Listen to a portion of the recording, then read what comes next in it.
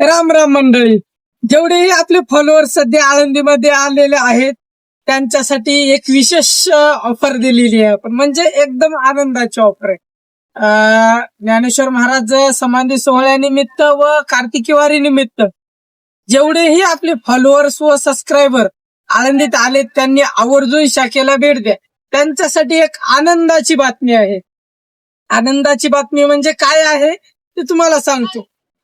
आता हा टाळ जो आहे तो आपण 100 रुपयाला विकतो, जास्त महागाई नाही. खूप छान टाळ आहे.